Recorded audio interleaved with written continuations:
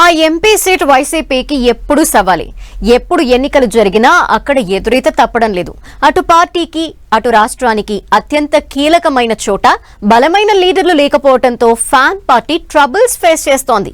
ఎలాగైనా సరే అక్కడ పాతుకుపోవాలని ఈసారి పెద్ద స్కెచ్చే రెడీ చేస్తోందట. 3 ఆప్షన్స్ ఉంటే 2 ఆప్షన్లు ఎగిరిపోయాయట. ఇక ఆ ఒక్క ఆప్షన్ మీదే ఫ్యాన్ పార్టీ హైకమాండ్ హోప్స్ పెట్టుకుందట. ఇంతకీ ఏంటా సీటు? ఎందుకంత ప్రయారిటీ? వైసీపీ హైకమాండ్ కి ఎందుకు హెడేక్ గా మారింది?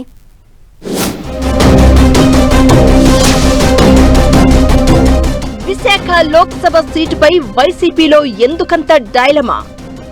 విశాఖ ఎంపీ సీటుపై ఆసక్తి చూపని బొత్స ఝాన్సీ, గుడివాడ అమరనాథ్ను ఎంపీగా పంపుతారంటూ టాక్. ఎంపీగా కంటెస్ట్ చేయడం గుడివాడకు ఇష్టం లేదన్న ప్రచారం. ఎంవివి సత్యనారాయణను యాక్టివ్ చేసే యోచనలో వైసీపీ. ఉత్తరాంధ్రపై వైసీపీ స్పెషల్ ఫోకస్ పెట్టింది. రాష్ట్రంలో అత్యంత కీలకమైన అతిపెద్ద నగరంగా ఉన్న విశాఖ పార్లమెంటు సీట్పై అయితే అంతకు మించి కాన్సంట్రేషన్ పెట్టింది. వైసీపీ ఆవిర్భావం నుంచి అక్కడ పూర్తి స్థాయి పట్టు సాధించలేకపోవడం ఫ్యాన్ పార్టీని కలవరపెడుతోందట. రాష్ట్రంలో అన్ని చోట్ల జెండా రెపరెపలాడినా సాగర నగరం విశాఖలో మాత్రం పాతుకుపోవడం కుదరట్లేదట. 2019 ఎన్నికల్లో వైసీపీ ప్రభంజనంలో ట్రయాంగిల్ ఫైట్ లో విశాఖ ఎంపీ సీటును వైసీపీ గెలిచినా సరే అసెంబ్లీ స్థానాల్లో ఒక్కటి కూడా గెలవలేకపోయింది.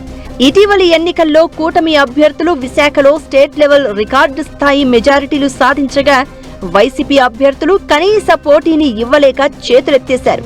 పరిస్థితి ఇలానే కొనసాగితే ఫ్యూచర్ లో ఇక కోలుకునే పరిస్థితి ఉండదని వైసీపీ పెద్దలు ఆలోచనలో పడ్డారట. అందుకే విశాఖపై వైసీపీ ఫుల్ ఫోకస్ పెట్టిందని టాక్. పార్టీకి సవాల్గా మారిన విశాఖ ఎంపీ స్థానంలో ఇన్ఛార్జిగా బలమైన నేతను బరిలోకి దింపాలని వైసీపీ పకడ్బందీగా పావులు కదుపుతోందట. గత ఎన్నికల్లో వైసీపీ నుంచి విశాఖ ఎంపీ అభ్యర్థిగా సీనియర్ నాయకుడు బొత్స సత్యనారాయణ సతీమణి బొత్స ఝాన్సీ పోటీ చేశారు.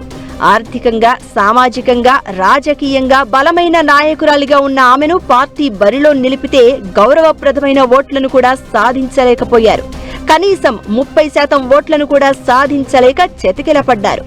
గత ఎన్నికల ఫలితాల తర్వాత బొత్స ఝాన్సీ సొంతూరు విజయనగరం జిల్లాకు మాత్రమే పరిమితమై విశాఖ వైపు కన్నెత్తి చూడడం మానేశారట.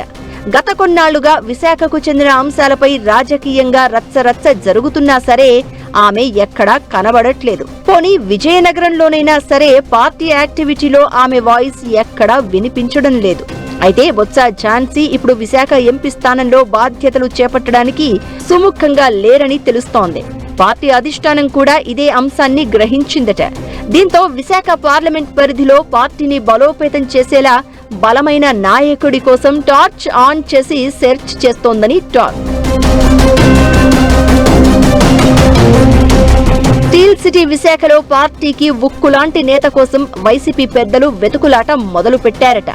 ఎంత సెర్చ్ చేసినా సరే సరైన ఆప్షన్ కనబడట్లేదంటున్నారు. దీంతో సరికొత్త ప్లాన్ దిశగా పార్టీ పెద్దలు అడుగులు వేస్తున్నట్లుగా రాజకీయ వర్గాల్లో ప్రచారంలో ఉంది. మాజీ మంత్రి గుడివాడ అమరనాథ్ను రాబోయే ఎన్నికల్లో విశాఖ ఎంపీగా పోటీ చేయించే ప్లాన్ చేశారట. కానీ గుడివాడ అమరనాథ్ ఎట్టి పరిస్థితుల్లో ఎంపీగా పోటీ చేయను అని, తనకు స్టేట్ పాలిటిక్స్ అంటేనే ఇష్టమంటున్నారట.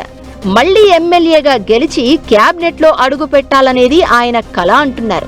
దీంతో గతంలో విశాఖ పార్లమెంటుకు వైసీపీ నుంచి ఎన్నికైన రియల్ ఎస్టేట్ వ్యాపారి ఎంవివి సత్యనారాయణే ప్రస్తుతానికి బెస్ట్ ఆప్షన్ గా భావిస్తున్నారట.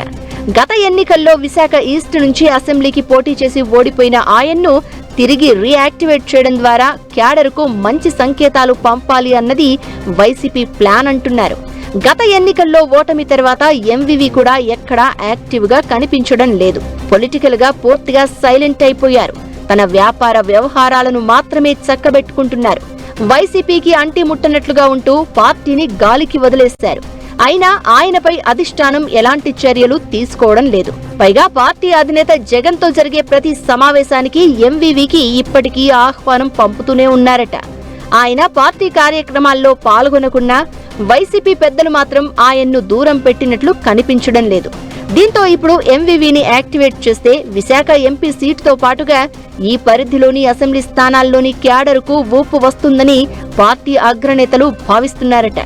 కూటమి అధికారంలోకి రాగానే ఎంవివికి చెందిన హయగ్రీవ ప్రాజెక్ట్స్, సిరిపురంలోని ఎంవివి పీక్ వంటి భారీ నిర్మాణాలపై కన్నెర చేసింది. దీంతో ఎంవివి పొలిటికల్ గా అండర్ గ్రౌండ్ లోకి వెళ్లిపోయారు. ఇప్పుడు వైసీపీ పెద్దలు ఆయన్ను రీయాక్టివేట్ చేసేందుకు చేస్తున్న ప్రయత్నాలకు ఎంవివి గ్రీన్ సిగ్నల్ ఇస్తారా, లేక కూటమి పవర్ లో ఉందని మొహం చాటేస్తారా అన్నది క్లారిటీ రావాలి అంటే మరికొన్నాళ్లు ఆగాల్సిందే.